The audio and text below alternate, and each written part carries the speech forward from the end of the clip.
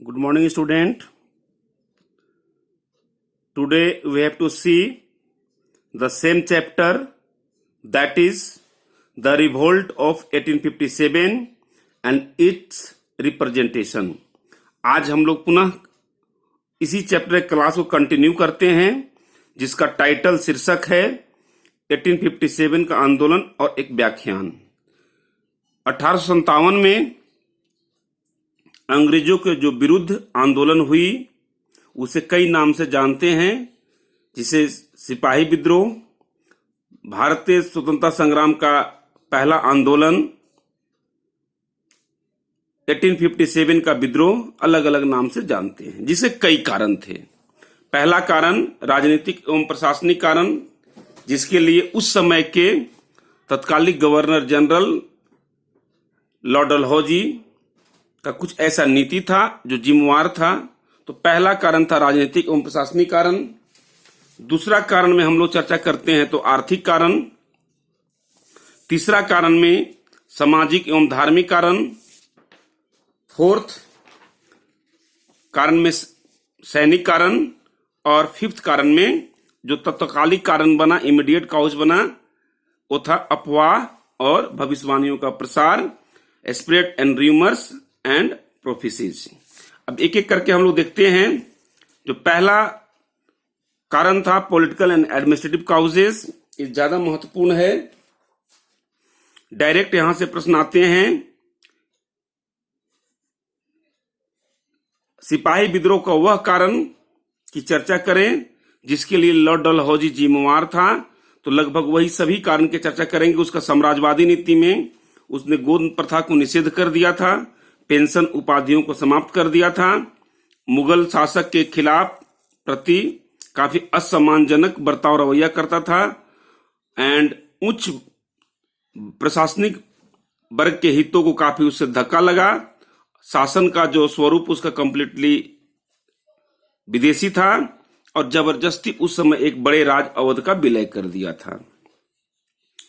कई ऐसे कारण थे जिसकी वजह से सिपाही विद्रोह को जन्म दिया। ये सभी कारण राजनीतिक एवं प्रशासनिक कारण थे। इसकी डिटेल चर्चा हम लोगों ने पिछले क्लास में देख लिया है। दूसरा जो कारण था आर्थिक कारण में, it is the most important causes of the revolt of 1857 and there are some sub topics are most important like that drain of wealth, destruction of Indian industries and trade and commerce. Another was exorbitant rate of the land revenue. इसका मतलब होता है भू राजस्व का कठोर दर, भारतीय धन संपत्ति का निष्कासन, एक तरफा बहाव ब्रिटेन की ओर, भारतीय उद्योग धंधा का व्यापार वाणिज्य का विनाश, जन समान में बेकारी एवं दरिद्रता, unemployment and poverty among the masses, and इनाम में प्राप्त जागीर को छीनना, रिजम्पशन ऑफ इनामी एंड और रेंट फ्री लैंड। इसका मतलब होता है कि उस समय जो सिचुएशन थे, यहां कुटीर उद्योग के नाम पर कुछ भी नहीं था। जो भी कच्चे सामान थे, कच्चे माल थे, उसका एक तरफा बहाव ब्रिटेन की ओर से जाता था। यहां की कंपनी ब्रिटेन ले जा रही थी और यहां के लोग गरीबी के कुचक्र में फंसते जा रहे थे। जो भी यहां उद्योग धंधा था उसको कच्चा माल नहीं मिलता था, उसको और या उसका सामान कोई खरीदने वाला नहीं था। अर्थात यहां आर्थिक दृष्टिकोण से काफी मुश्किल का हालात का सामना करना पड़ रहा था, जो प्रमुख आर्थिक कारक बना।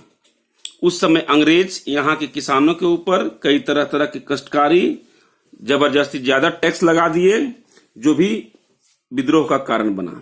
जन समान में बेकारी एवं दरिद्रता, जन समान में बेकारी और दरिद्रता,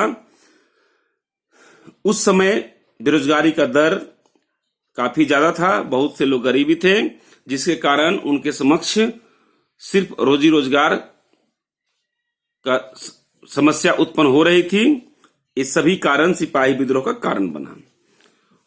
पहले के शासकों ने कई राजा महाराजाओं को और शासकों को कई प्रकार के इनाम में जमीन प्रदान किया था, लेकिन डलहौजी के आने के बाद सभी जमीन को इनाम में प्रदत्त जमीन को वापस लिया, जिसके वजह से लोगों में भारी नाराजगी हुई।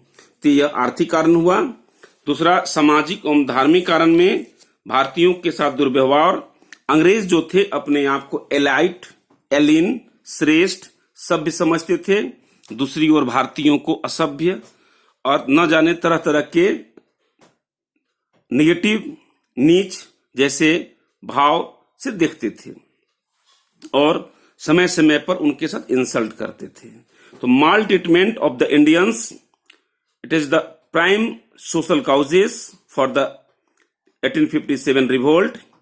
एंड भारत के सामाजिक जीवन में हस्तक्षेप, interference of the social life of the Indians. उस समय अंग्रेज तरह तरह के सामाजिक रूप से भारतीयों के बीच में सामाजिक स्तर पर हस्तक्षेप करते थे, इंटरफेयर करते थे, जैसे सती प्रथा, छुआछूत, बाल हत्या, गोद लेने की प्रथा, वैवाहिक कार्यक्रम, अन्य प्रकार के कुछ अच्छे भी थे, लेकिन वे अनावश्यक रूप से सामाजिक रूप से हस्तक्षेप करते थे, जिसके कारण से भारतीय लोग में नाराजगी थी।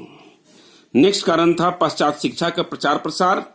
पाश्चात्य शिक्षा का प्रचार प्रसार मतलब जबरदस्ती अंग्रेजी शिक्षा का प्रचार प्रसार के लिए इन्होंने कई केंद्रों की स्थापना किया, और जिससे यहाँ के जो प्राचीन और अपनी भाषा थी, जिसको प्राच्य भाषा बोला गया, ओरिएंटल लैंग्वेज बोला गया, इसके ऊपर विशेष ध्यान नहीं दिया गया।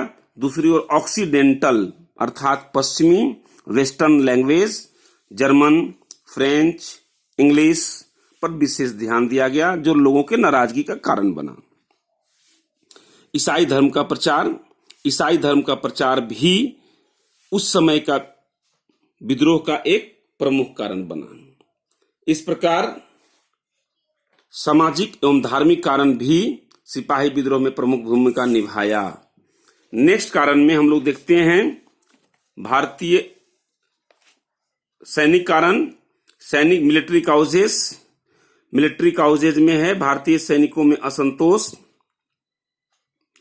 उस समय के भारत के जो सैनिक थे उनको कम वेतन दी जाती थी, सबसे कठिन, सबसे ज्यादा और सबसे खराब काम ली जाती थी।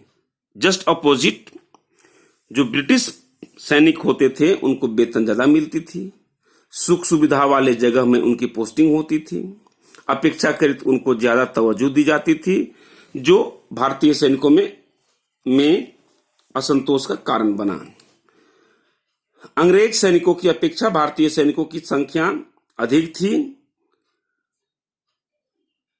अंग्रेज सैनिकों की अपेक्षा भारतीय सैनिकों की संख्या अधिक होने के बावजूद भी सबसे ज्यादा खराब काम भारतीयों से लिया जाता था और कम वेतन दी जाती थी। जस्ट अपोजिट, भारतीयों को से ज्यादा अंग्रेजों को सुख सुविधा मिलती थी, वेतन भी ज्यादा मिलता था, जो सैनिकों में असंतोष का भी कारण था। सेना का दोषपूर्ण वितरण। सेना का दोषपूर्ण वितरण का मतलब पहले हमने चर्चा किया कि ज्यादा वेतन और अच्छा काम, ये ब्रिटिश सैनिकों के साथ होता था। कम वेतन, सबसे खराब काम और सबसे ज्यादा काम भारतीयों से होता था, जो भारतीय सैनिकों में असंतोष का कारण बना और सिपाही विद्रोह में प्रमुख भूमिका निभाया। नेक्स्ट कारक होता है समान सेवा भर्ती अधिनियम। समान सेवा भर्ती अधिनियम का तात्पर्य है जनरल सर्विस इनलिस्टमेंट एक्ट। 1835 में कानून बनाया गया था और उस कानून के तहत जैसे ही कोई विदेश में लड़ाई होती, जहां जहां अंग्रेजों की शासन होती थी, वहां भारतीय सैनिकों को भेज देते थे।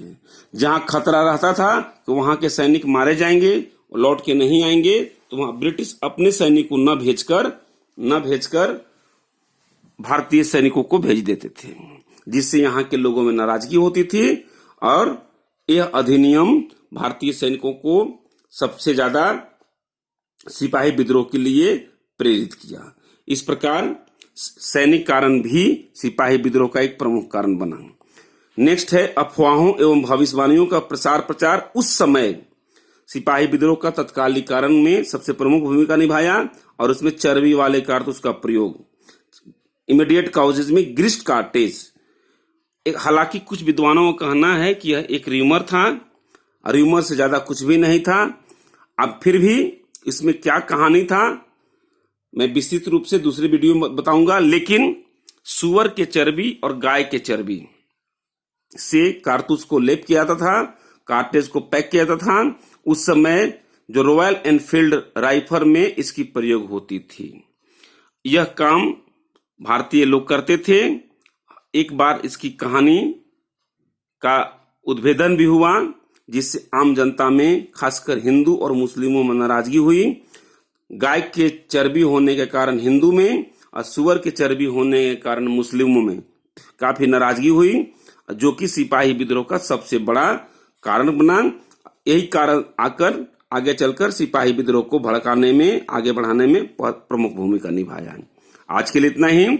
नेक्स्ट कहानी सिपाही विद्रोह का प्रमुख केंद्र, प्रमुख नेता और कैसे कैसे कहां से आंदोलन हुआ, ये दूसरे क्लास में हम लोग देखेंगे। Thank you.